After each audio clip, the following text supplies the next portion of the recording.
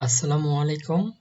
আপনাদের কম্পিউটার কিংবা ল্যাপটপে যদি কোনো ব্রাউজার কিংবা কোনো সফটওয়্যার যদি ডেস্কটপে এসে হ্যাং করে, এভাবে ক্লোজ বাটনে বারবার ক্লিক করার পরও সেটা এক্সিট বা ক্লোজ করা যাচ্ছে না, কোনোভাবেই কাটা যাচ্ছে না, ডেস্কটপের উপর হ্যাং হয়ে আছে।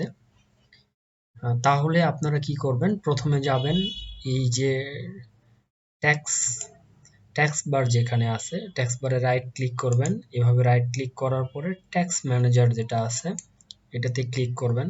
তো আমার যে প্রোগ্রামগুলো রান আছে সেগুলো দেখাচ্ছে। আমি চাচ্ছিলাম যে আমার ক্রোম ব্রাউজারটা কোনোভাবেই আমি ক্লোজ করতে পারতেছি না, তো ক্রোম ব্রাউজারে আমি সিলেক্ট করব। দেন আমি যদি ইন্ড ট্যাক্স দেই তাহলে ওটা চলে যাবে।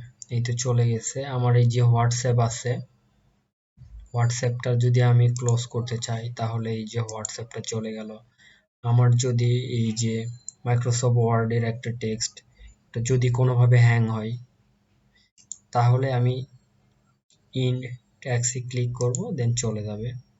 এভাবে চাইলে আমি আমার যে হ্যাং হওয়া যে জিনিসগুলা, ফাইলগুলা কিংবা ব্রাউজারগুলা ডেস্কটপ থেকে সরাইতে পারি। ধন্যবাদ।